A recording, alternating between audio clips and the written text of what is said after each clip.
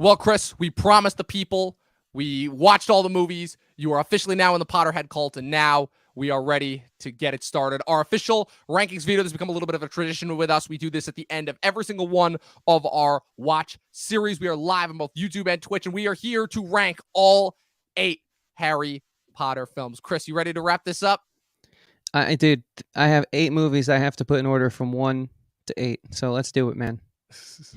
All of that and more. Stay tuned.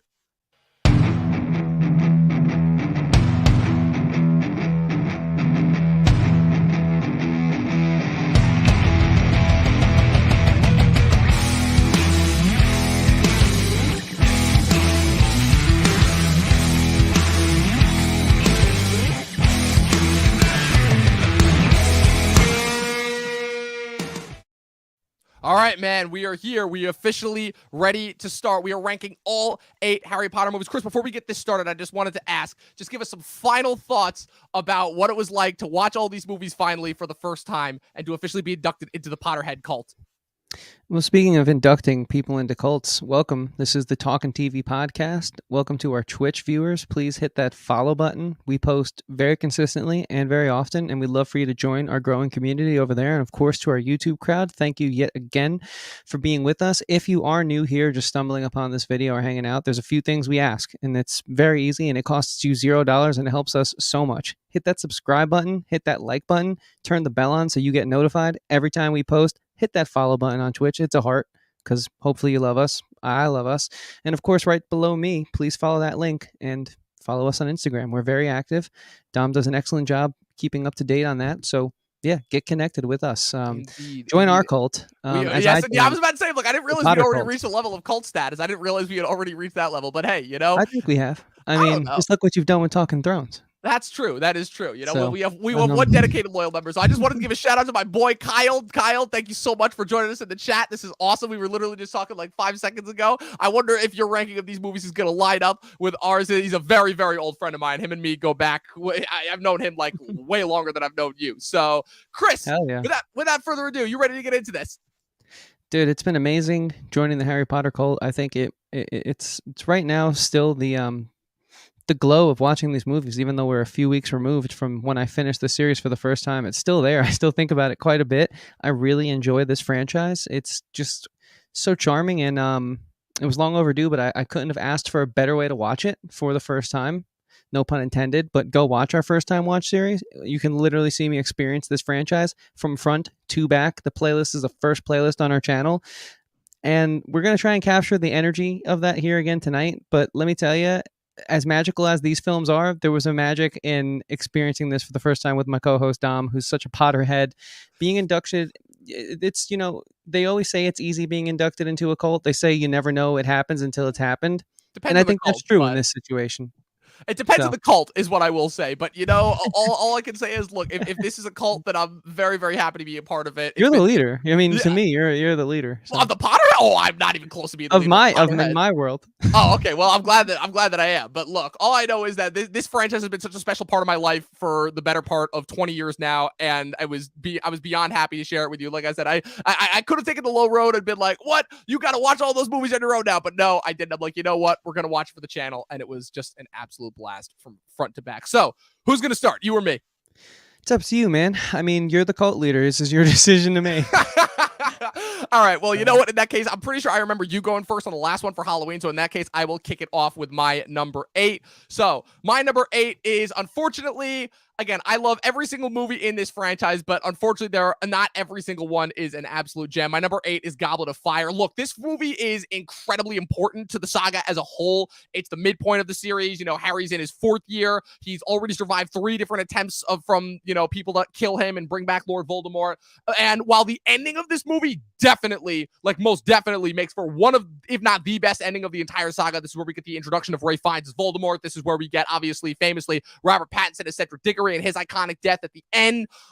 Unfortunately, the fact that, and I'll use the book as a visual reference yet again, despite the fact that this is only the second largest book in this series, unfortunately, there are 18,000 different subplots that happen in this book, and there was no way in hell that the directors were going to be able to get to every single subplot. So of all, obviously the biggest thing that's been known about the Harry Potter movies is that they always leave a lot on the page, but this one was definitely the one where it felt like they left the most off the screen. It felt like a Harry Potter clip show more than an actual Harry Potter movies. It was all about the presentation of games and everything. And while the twist at the end definitely made up for it, I can safely say that this one, it just felt a little bit too fast for me. It felt fast, almost furious, if you will. It's a little bit of a throwback to our last one. I had to.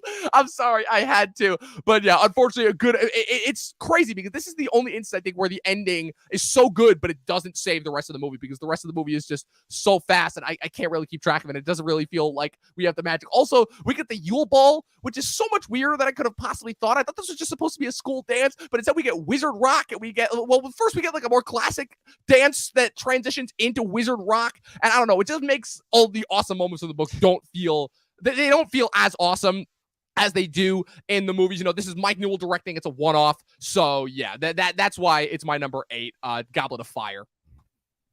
Good points. Yeah, so I mean, for me, I don't think I ranked any of these films lower than a 3.5. It was a very high-ranking series all around, and for good reason. But there is always going to be a worst in a series, at least in most cases.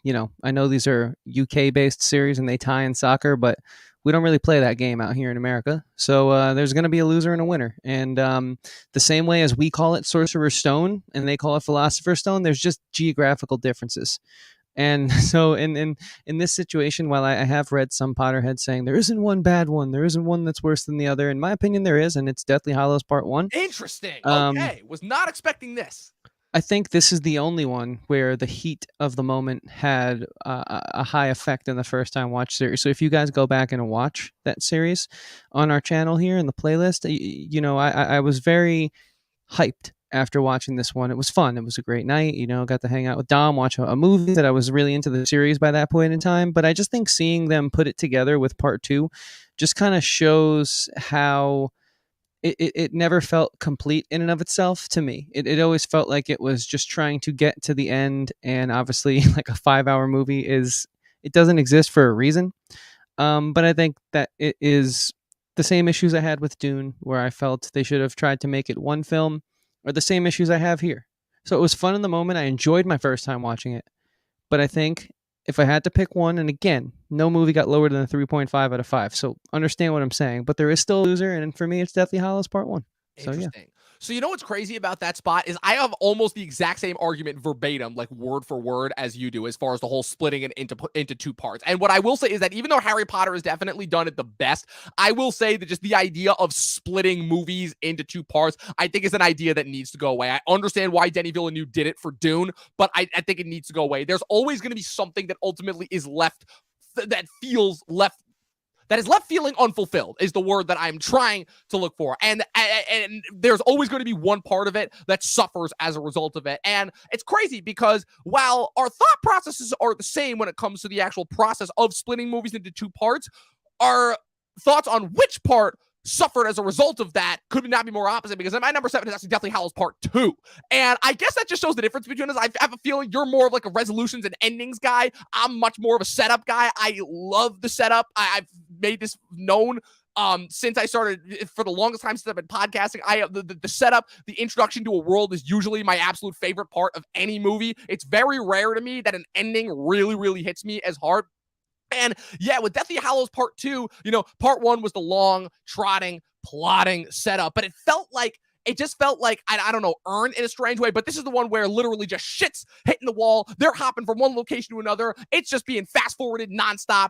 They're barreling towards the climax. This is the shortest movie, clocking in at a little over 2 hours. And I don't know, it's kind of the same problem that I have with Goblet of Fire, where the emotional moments in this movie feel like they're overridden because of how fast the movie is trying to get to its conclusion. Like, again, this is the one where you get the Snape memory montage, and you get the always moment, and you get the final duel between Harry and Voldemort, and you get the scene in the Forbidden Forest. Like, the moments in this movie are all easily like, they're all like the moments that you're waiting for, as a Harry Potter fan who's read the book, that you're, knowing that this movie's coming out and knowing that this is the finale and the conclusion of Part 1.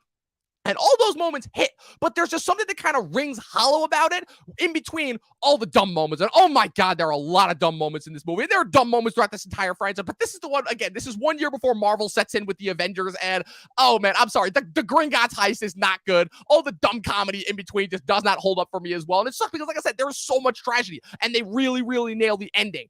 But unfortunately for just the presentation and unfortunately for its suffering as a result of the splitting it into 2 parts. And I know that you're thinking, yeah, a 5-hour movie, it's not really a thing. But in my mind, look, Snyder did it with Justice League. You could have done it with this one. If they'd done it, I'm like, screw it. I'm like, if there was ever a time to do it, do the 4 hours, and this horrible precedent of splitting the finales of movie franchises into 2 parts would have never been a thing. But unfortunately, history didn't go that way, and so this is a result of it. So Deathly Hallows Part 2. Great moments, but unfortunately rather unfulfilling, and it kind of gets worse for me every single time I watch it. Interesting. For me, at number 7 is Deathly Hallows Part 2. I think the weakest part of this franchise is the ending, and I don't think it's for a lack of trying. I just think if what you used as your example of holding the book and saying how much was left out, I didn't necessarily feel that for the film you had referenced that for, but I did, even though I haven't read the books yet, just knowing as much as we both know about this medium, being students of the art, especially through what we do here on this podcast, being more analytical and whatnot, it did feel like there was a lot left on the cutting room floor, and it's understandable. It's no one's fault. Again, I think I made this a 4-star movie. It was fun. They chose to be more Hollywood than they did to be more narrative driven, and it worked, obviously. Yeah, but it did. For me, being more having some time now after watching it, being again out of the euphoria of just completing something, referencing back to the first time watch series where it's like quite literally my reaction seconds after seeing it. I've had some time to think, and this is kind of where my thoughts have had a few films fall. And again, this is a really tough ranking because it's not like we're talking about Halloween or Fast and Furious, which you guys can definitely go watch. They're up on our channel. We're talking about a series that has really good movies throughout the entirety of the series. There isn't a bad one. I mean, there's not one that you're like, great, they couldn't have picked anything else to put on tonight. Like they're all pretty good, especially if you like the world, which I do. But again, there has to be winners and losers, and this one is a little bit more on the lower side of the totem pole. Still a great film, just nowhere near where I think the higher ranking films are in regards to caliber. So yeah, number 7, Deathly Hallows Part 2. Yeah, 100%. Like I said, the lack of the Dumbledore origin story, the not showing Fred's death, and also probably my biggest problem that I have with it, how they actually did Voldemort, where the whole point of Voldemort dying in the books is supposed to be this is a villain who has been scared of death his entire life, and the point being is that he's supposed to die as just a normal man when he always considered himself like bigger and better than that, and then instead, he just evaporates into nothing. I don't know. You raised such a good point that I've seen the light. Oh my God! I was about to ask what was that. I'm like, oh no, Chris, don't leave, please. I'm like, I'm not ready. I'm not emotionally ready. I was so confused by that. I'm like, oh yeah, no. So Deathly Hallows Part 2. All right, moving on to number 6. My number 6, Chamber of Secrets.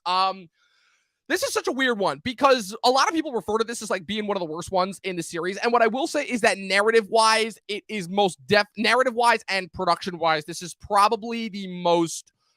If there was ever a Harry Potter movie that I feel like would have fell victim to sequelitis, which is a term that I hate, but the more and more that I see it and the more and more I look back on some of the direct sequels that I watched when I was a kid, I feel it's ironic. Luke and I just talked about this with Transformers Revenge of the Fallen, where as much as I love this movie growing up, I still do. I absolutely love the book that it is based on 100%.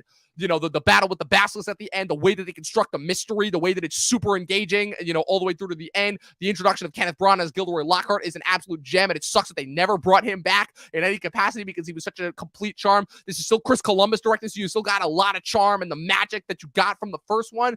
But unfortunately, yeah, this movie falls victim to sequelitis in that it is almost essentially like beat for beat a repeat of the same thing. I think the only difference really is that you learn a little bit more about Hogwarts history and the history of the world, and you get an expansion of the world, which is pretty cool, which I do like. Like, it doesn't directly remake Sorcerer's Stone, which I'm a big avid fan of, but like I said, there's still too many moments where I'm like, I definitely felt like I was getting a little bit bored. I was starting to look at my watch. I was like, oh no. I'm like, I love this movie so much, and also this movie is long.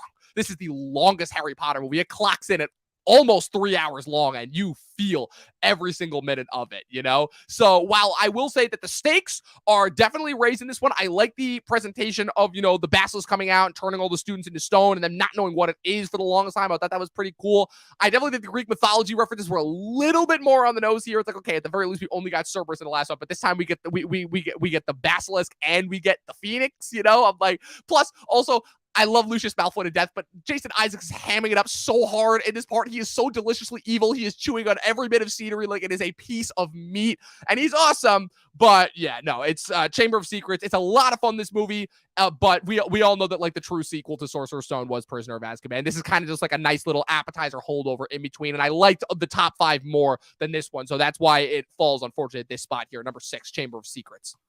Yeah. So what was that book you just held up before? That was Goblet of Fire. Right, right. And you know, I'll elaborate further on how I agree with you in regards to your comments about Goblet of Fire, because that is the number 6 film for me here on the list. It just felt like there was a lot missing, and it also felt like, whereas in with the Deathly Hallows, and I think the reason that this is above Deathly Hallows is because I think you're right. I think you expertly nailed, and this just shows how much we know about each other. You are more of a setup guy, and I think I'm more of an ending guy. And so I think you're a little more forgiving about a poor setup, and I'm a little more. I mean, you know, I'm a little more forgiving about a poor setup, and you're a little more you know, and I'm a little less forgiving about an ending, and it's vice versa for us. And so I think, even though I feel a lot of the same problems, cutting room floor, you know, we left stills that should have been in, and really we were on, like, I felt like we were running around the whole movie. Yeah, sure, it was fun. Literally. The director even admitted, he's like, yeah, if I had adapted this movie, this book to like, and included everything, it would have had to have been 2 movies. It was fun. I mean, you know, it wasn't like I said, there's not a bad movie, but I just felt like it was a lot of giving us the runaround, quite literally going in circles, like all around the grounds of Hogwarts. And I was just like, I don't know, you know, there could be better ways to spend this time. Yeah, just in the same way you felt the runtime of Chamber of Secrets. This is the only of all 6 films that I really felt the runtime. But again, I do think it's not where you start, it's about where you end in life.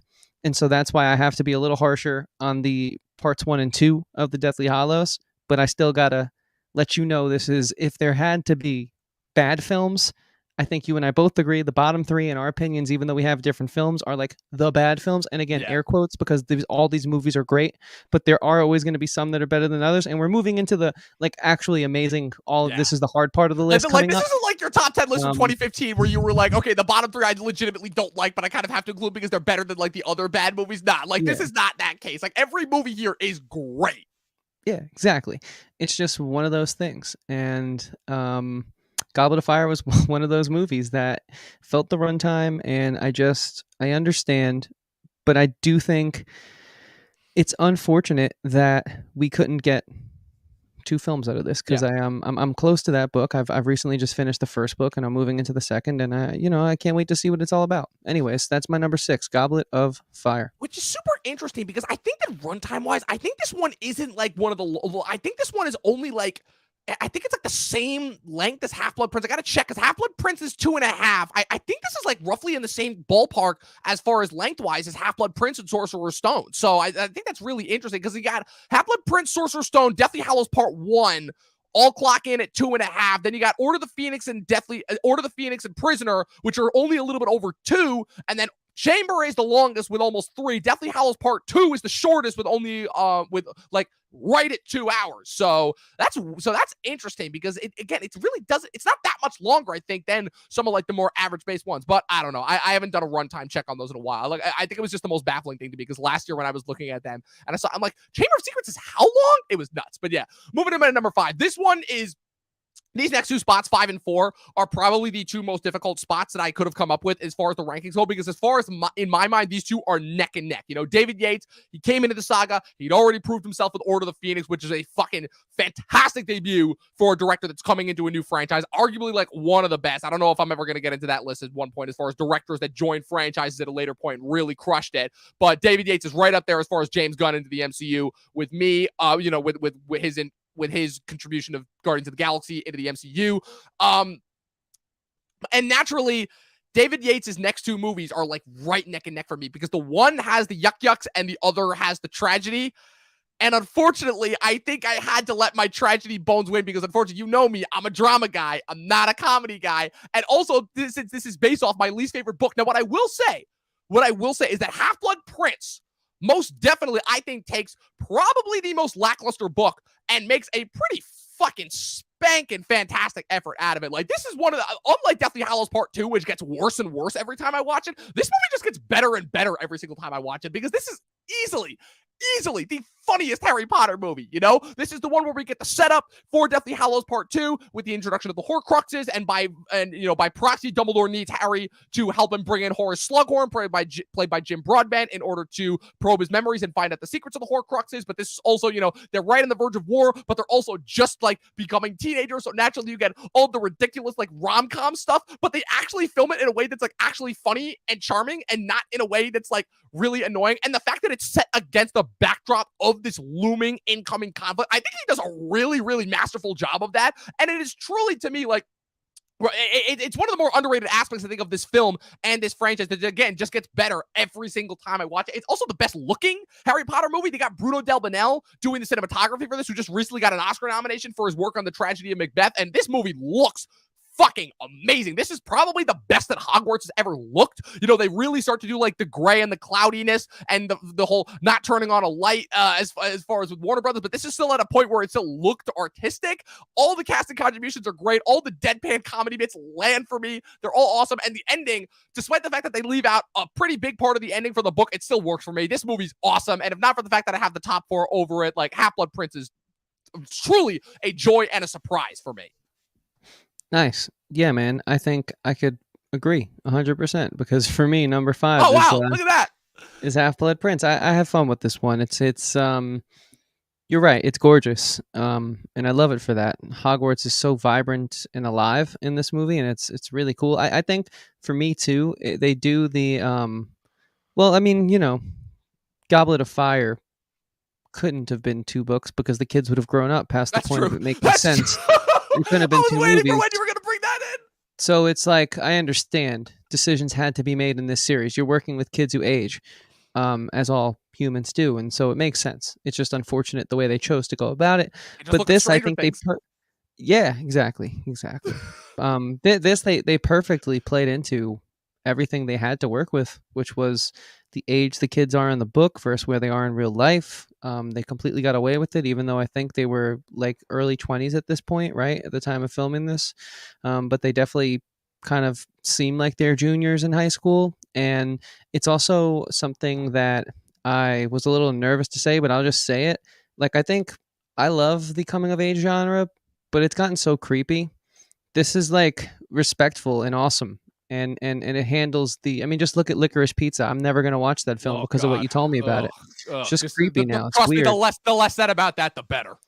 Yeah, exactly. And so it's gotten weird, but this was just so charming. And so it added the human element, like, and yes, they're wizards and they're dealing with magic and larger than life circumstances. But this movie, if not for Sorcerer Stone, only because they are kids, this movie really made it feel like you're watching kids that still deal with, even though they're dealing with He Who Shall Not Be Named, they're also dealing with, liking girls for the first time and, wanting to go to dances and, fraternize and be young. So I thought it was really cool. It was a great balance. And you're right, the angst as well in this film is awesome. I think it was so all good. Dude, the one-liners we reacted to during that first time watch, like, it was a joy. Like, when Ron sits up after almost being poisoned, he's like, these girls, Harry, they're gonna kill me. That kills me every single time. Exactly. That's that moment, I think, is a perfect moment to capitulate exactly what I'm trying to say here. It knew where they were at, and it was the perfect movie for that point in time, and it's a testament to every aspect of this franchise, from Rowling to the filmmakers. Yeah, 100%.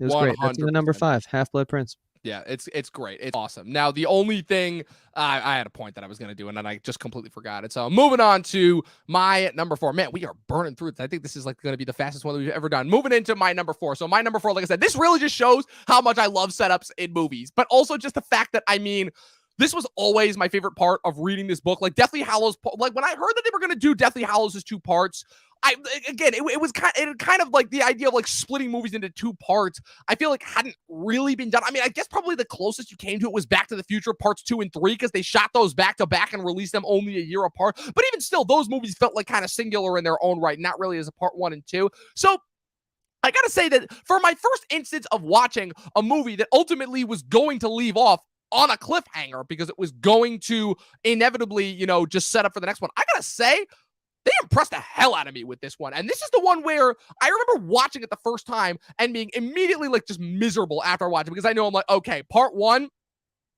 I'm like, even though bodies are going to hit the ground when they get to part two, obviously, once they do the Battle of Hogwarts, I'm like, at the very least, those deaths are happening so fast and so frequently that you don't really have time to sit there and commiserate with the deaths because they're just moving you on to the next thing. Like, you don't have time to mourn, to mourn Griphook because then they're moving on to Hogwarts. You don't have time to mourn Fred and Lupin and all them because then they're moving on to Snape. And you don't have time. Yeah, okay, they give Snape the memory montage, but again, that movie is moving so, and that part of the book too, I will say, is moving so fast. You don't really have time to process everything until after it's done. This movie, though, I think they do, unlike what, and I remember because this was a criticism that Half-Blood Prince does, where after Voldemort is revealed to the world at the end of Order of the Phoenix, a lot of people were critical of Half-Blood Prince and being like, wait, why are they not like an open warfare? And obviously, Half-Blood Prince, they needed to set up for the Horcruxes, but I think they did a much better job at the presentation of that in the movie and the books. This time, though, again, they are not screwing around. They are old enough, they know about the Horcruxes. They need to start finding them because Voldemort is taking over the Wizarding World one by one. And surprisingly, I thought this movie did an incredible job of presenting that. I thought this movie, again, captured just kind of like the doom and gloom and the misery and like the slow plotting journey and the feeling that like they weren't going to get anywhere. I really, really thought that they captured that very, very accurately. Kind of this idea of that trudging long journey. You don't really know where it's going to go. You don't even know if it's going to be successful. It was a completely different tonal turn for Harry Potter that we'd never really even seen before. I thought, unlike the second one where the second part where everything is moving so fast that everything's kind of just like happening to them, this one, it's like every time they achieve a victory, it feels really earned because you're spending like 40 minutes with them just carrying around this damn Horcrux trying to figure out how to destroy it because they don't know how and they don't possess anything to destroy it with, and they don't really have anybody that they can reach out to because they don't want to endanger one and they don't want to obviously endanger themselves. It really does, I think, capture that that feeling of hopelessness that I think the first half of this novel really established. And then to bookend it with Dobby's death, which I knew they were going to end it. I'm still so mad at the filmmakers because that's still like probably the most heartbreaking death for me in movies and TV is Dobby's death. But for them to bookend it with Dobby's death and then Voldemort finding the Elder Wand, I thought was absolutely brilliant. I really, really did. Kind of the plot semantics, again, the opening chase scene, I thought they did a really good job of kind of like, using that as like a, a voyeur in because you're used to like, kind of an elongated, crazy effects-filled chase scene. And then to switch it up and like have it like all of a sudden be like this giant crazy war zone that happens. And you already lose 2 casualties. You lose Hedwig and you lose Mad Eye off screen. I just think it's really, really awesome. And every time I watch this movie, it's like, damn, if anything, like I said, there's a reason I like Infinity War more than Endgame for Marvel. And I like Deathly Hallows Part 1 more than Deathly Hallows Part 2. So yeah, Deathly Hallows Part 1, my number 4. Good points. For me, my number 4 is Chamber of Secrets. I think this is probably my favorite 1-2 punch in a setup of any of the major motion picture franchises, blockbuster styles that I've seen. And this movie is just as big a part of why I fell in love with this franchise as Sorcerer Stone. It's just so great. I mean, Columbus was the perfect guy for the initiation of my joining this cult. He knew exactly what he was doing. He knew how to work with the kids. I mean, just watch any of the behind the scenes thing. He really knew how to work with the kids, how to get these performances out of these pretty much non-actors. I mean, because everyone starts somewhere and these guys started in Harry Potter. And he just had this charm and this sort of like, yeah, there's serious stakes and there's big picture stuff and the outcome could be bad if Harry doesn't grow up to do the right thing. But he like, it's in the back burner. It's far away, but it's not too far away where everything's motivated by it. But you could just have fun and you get to like, I love how in this movie you get to go to class with them and you get to see the friendships really start to mold, and it's just charming. It is so charming and endearing, and they don't make them like they used to. That's what I'll say about this one. They don't make them like they used to, So Yeah. with that, and it's not even that long ago, and that's sad. But with that being said, yeah, I that's don't my know, number dude. 4. It's 20 years ago this year. Yeah, that's true. You're not wrong. You're Oh not wrong. man. Oh man. I'm sorry to put a time capsule on that. Yeah, 2002 was a long time ago. I just watched Ice Age the other day and I'm like, how the fuck was this 20 years ago? That is wild stuff. Yeah. Kyle, big fan of Chamber of Secrets. Was not expecting that. All right, moving into the top three. So I had a chance to look over your rankings. So we actually, surprisingly enough, our 3 and 2 are in opposite spots, but we have the same number 1. So I'll just get this out of the way. This is probably going to piss off a lot of people. A lot of people. And like I said, this shows how personal this franchise is to me and how many times I've watched these movies because at the end of the day, like, I mean, Sorcerer's Stone, it's in the lexicon. It's the one that started it all. But like, I have such a soft spot for Order of the Phoenix. Obviously, there was no way that Sorcerer's Stone was never not going to be in the top 3 because it is such a crucial, quintessential part.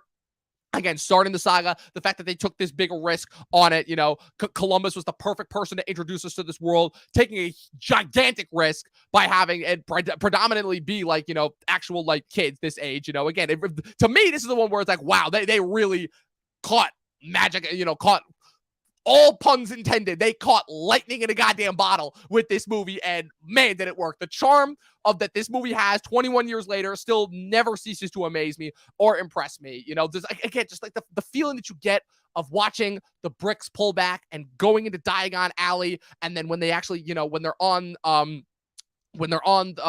Hogwarts Express for the first time and Harry meets Ron, and then they're on the boats going towards, and you see the beautiful the pan up of Hogwarts with the John Williams score playing. And even though the finale does get a little silly, I think that the Chamber of Secrets definitely hits the finale and makes it like hit a lot harder. And feel more dangerous than the finale here. The finale here gets a little bit ridiculous. It gets a little bit into Raiders of the Lost Ark, the Raiders territory. There's just such an irreverent charm. Just seeing these guys, you know, as little as they are and be as good as they are and nail this as hard as they do. It's the perfect introduction to this world. It might be like, I got to check, but I think this might be like the best, my personal favorite first entry into our franchise ever that I've seen. You know, if anything, because I guess the difference between this and Star Wars is Star Wars was never intended to start a franchise. This was always going to be the beginning of a journey into this world. And as far as hitting all that, it hits all of that beautifully. So yeah, Sorcerer's Stone, number 3. Yeah, well said, man. I agree. For me, at number 3 is the fifth film in the franchise we're talking about here, and that would be Harry Potter and the Order of the Phoenix. I think the Order of the Phoenix are criminally underused in these films. It's such a shame. Even reading the first book, they're just referenced so much, and it's so interesting. And I understand. I don't fault them at all.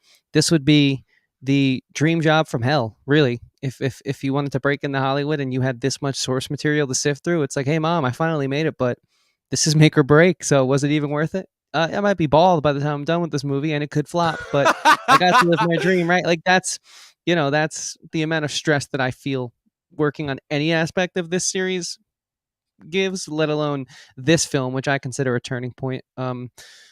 Because we embrace the darkness with our third film, which for me we'll get to in a little bit. That being Prisoner of Azkaban, but this is where I really feel we let it in. You know, we open the doors and there's no looking back from here. And this is my favorite cast of characters too. I think the Order are so interesting. It's really cool. I love when the Weasleys' parents sort of stop being considered the lower class of the society and actually show that like they kind of made a choice to live out there in the middle of nowhere, and because they're not as dumb as you make them seem. This is when we go from being longitude to latitude, like things flip. It's where they go And from being kids movies to young adult movies. yeah, exactly. And it's really cool, and it's very mature, and it comes at the right time, and it's just a blast. It's just a blast. I mean, I love I just love Harry interacting with the Order. It does suck we get this tease from them, and then ultimately I think that they could have been handled better, but that's okay because at least we get them in the way we do in this movie. It makes it pretty badass. Yeah. And this is just a badass film. I mean, what more can I say? You know, it might be my favorite era of where they're at in Hogwarts. Because they're so desperately trying to hang on to their youth and their whimsical childhood nature. They're trying to enjoy being kids, but they know they can't anymore. They know push is coming to shove, and it's sad. It is. It really is. But it's life, right? Like life comes knocking for all of us.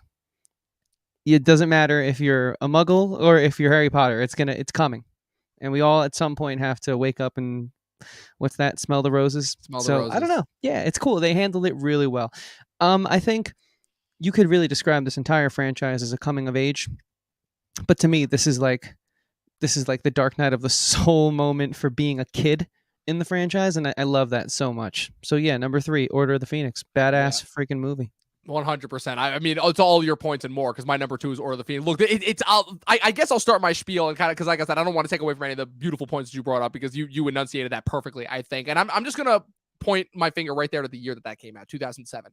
2007. I have made the argument many times over, and I will continue to make the argument many times over that 2007 might be, for me personally, one of the top 5 greatest movie years ever. Like ever. Like just where every single movie that came out like was like not only just a hit, but just like so incredible and so artistic and so just like making you think in a different way than you would have thought. Like I said, this whole year to me is up there with 1999 and 1982 and 1975 and 39. And honestly, I would throw 2019 recently in there as well because we got some fucking incredible movies in that year as well. Kyle, I'll actually answer your question a little bit because I think I know what you're talking about, but I'm assuming you're referring to the end of the Sorcerer's Stone. But yeah, this is the movie that I already love the book that this was based off to begin with. So I guess if anything, that's what kind of like led me to like kind of overlook this movie as time goes on. Because I loved it the first time I saw it because Order of the Phoenix is famously my favorite book. But as I've just gone back and revisited it over and over and over again, like I said, so you always had Sorcerer's Stone and Prisoner of Azkaban. Those were the goats. Those were the go-tos that like, everyone kind of referred to collectively as the best. Everybody knew that. But this is just the one that I kept coming back to. And I'm like, what is it that I love so freaking much about this one in particular? What is it? And it comes down to this. You illuminated it perfectly, which is that it's all about the moment where they have to accept reality. And I think this is probably my favorite kind of portrayal that Daniel Radcliffe does as Harry in this entire franchise because he's fully an adult at this point. He's 18 when he's 17, 18 when he's shooting this movie, Harry's just gone through this horrific tragedy, and the presentation that they do, again, I still give J.K. Rowling all the credit in the world for this, where rather than having the magical world immediately rally behind him in this big rallying cry against Voldemort, no, they do actually a much more complex and interesting different story decision by having instead the governmental bureaucracy start to try and enforce this propaganda campaign to make Harry look like a liar and crazy, which is already one more thing on top of all the shit that Harry has had to deal with growing up. But now he's at a point where it's starting to affect him mentally. And I think that presentation of that, it's to me the best acting that Radcliffe does in the entire franchise. And kind of how, even though, yeah, you have the introduction of the Order, you still have kind of Dumbledore distancing himself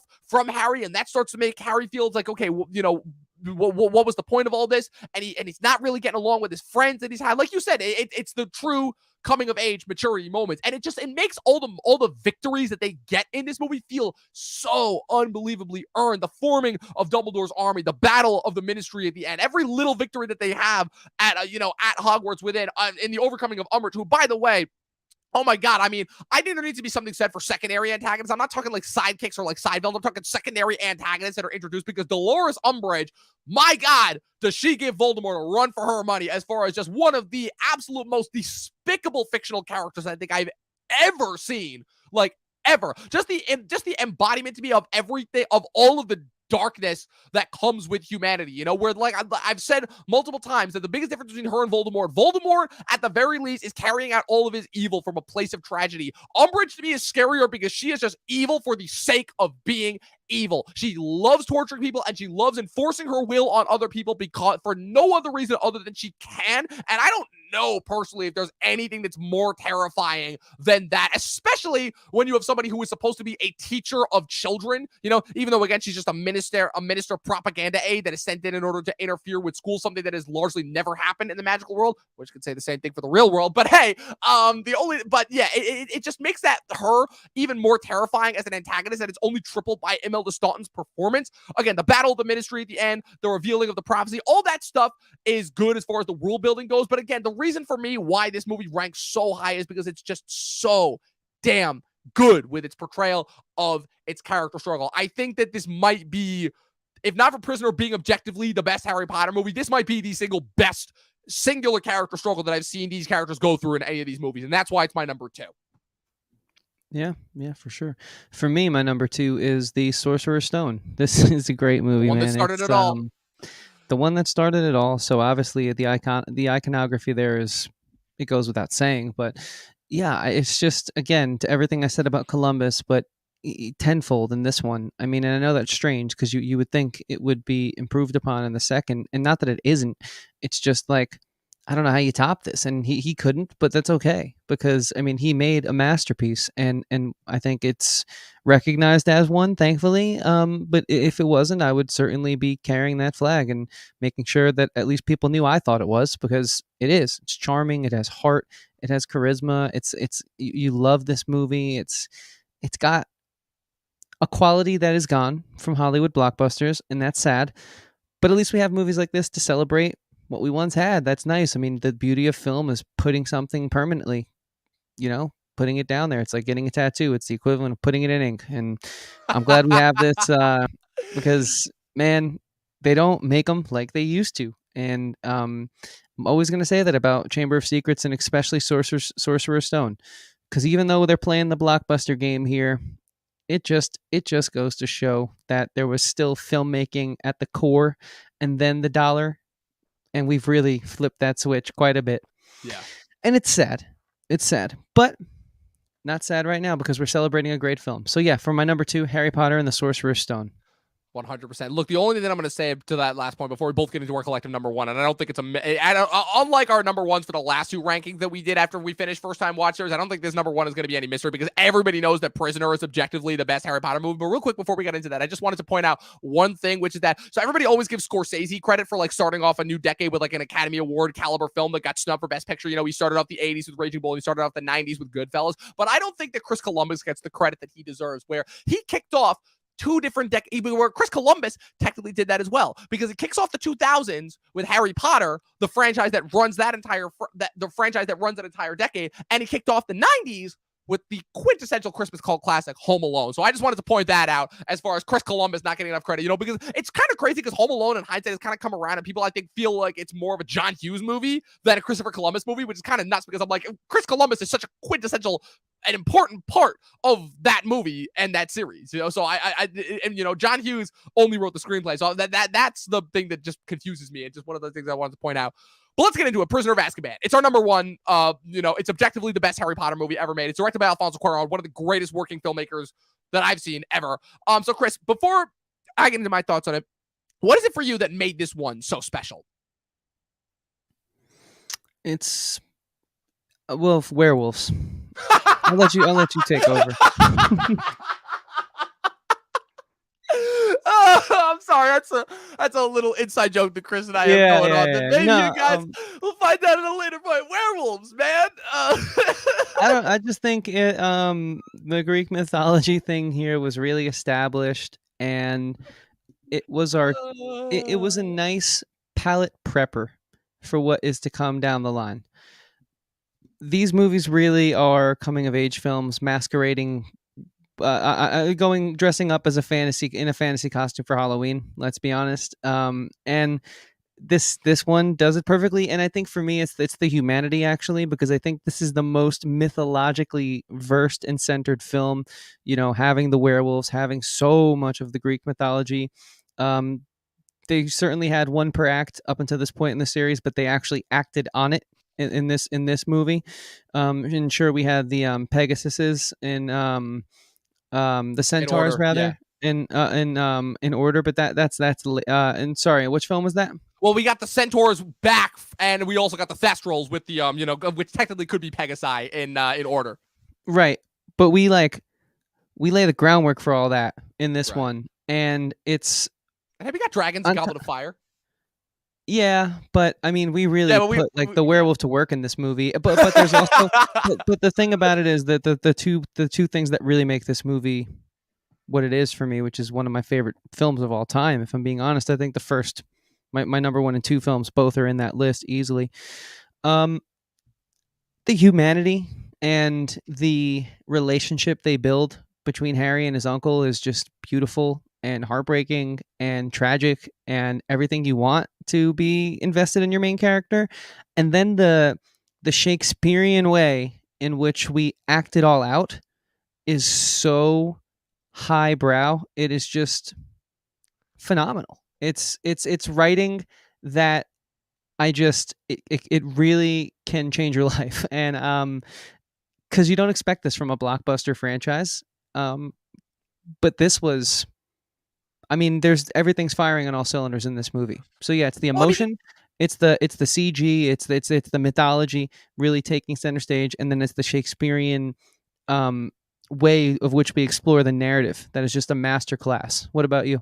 well, you just take a look at the scene that you were talking about with the shrieking shack scene where everything is kind of revealed. And in the hands of a lesser director, that scene is a fucking disaster. Like an absolute fucking disaster where you have like this wrestling match that then turns into like, it's like, it almost, to me, the lesser version, and I know, again, this is taking shots at my beloved Community, but to me, the lesser version of that scene is the episode in Community, Conspiracy Theories and Interior Designs, where they're just revealing more and more and more and more and more to the point where they can't even keep track of what's going on. Now, that to me is the worst version of that sequence. And this, you're right. It just nails it completely. This is even if Order of the Phoenix is where the maturity really comes home to roost, then this is the movie where we get our first instance of it. We have the first two movies put those kids in danger, but like they're getting a little bit older now. They're all like in like they're into like teen years, 14, 15, and that starts to show, the transition from childhood into adolescence. That was something that, again, director Alfonso Cuarón was really, really interested in, went with his take on this movie. And I think he really,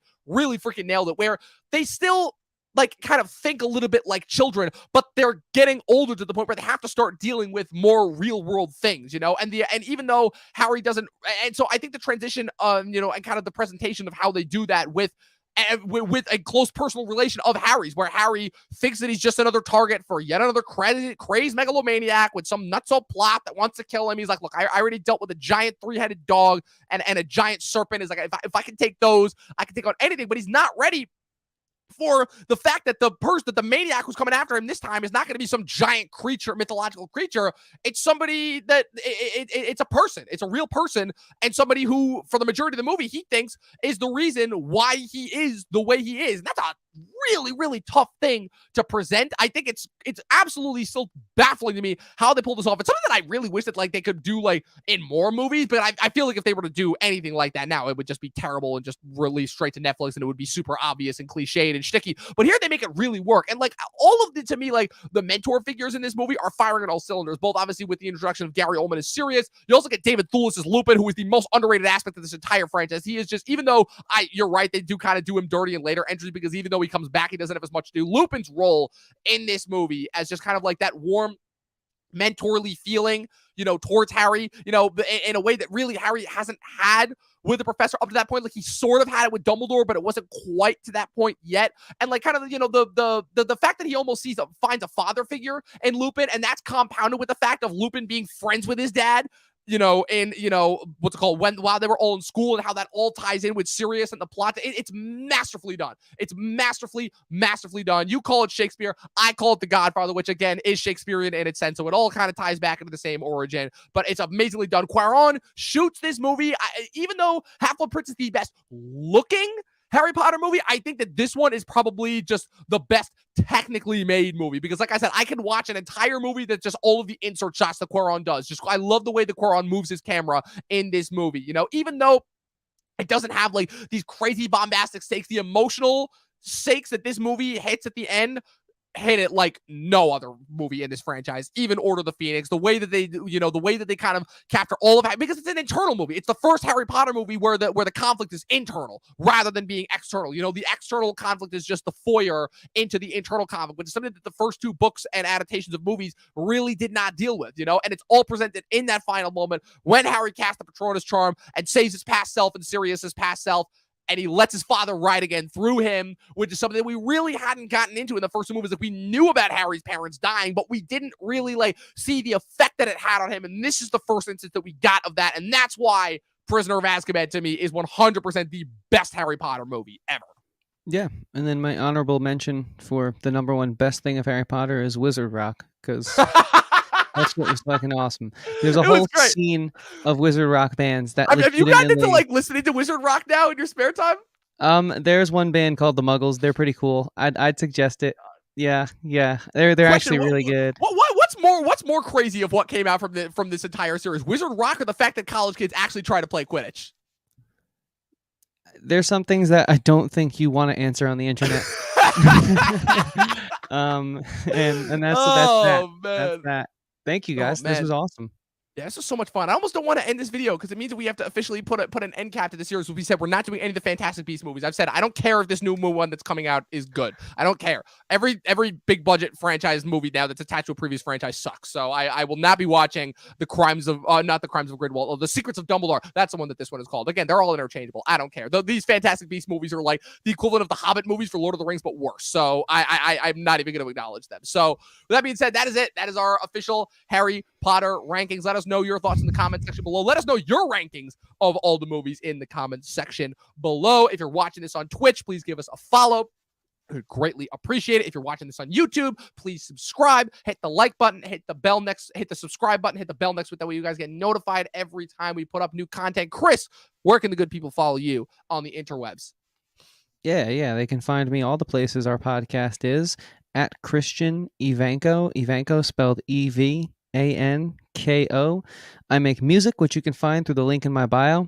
The music is in all the same places our podcast is. I'm talking Spotify, Apple, Amazon, YouTube, Google. Go check it out. I greatly appreciate it. As well as you can find me in all the same places our podcast is on social media. That's Facebook, Twitter, and Instagram, and even TikTok at Christian Evanko. Again, Evanko spelled EVANKO.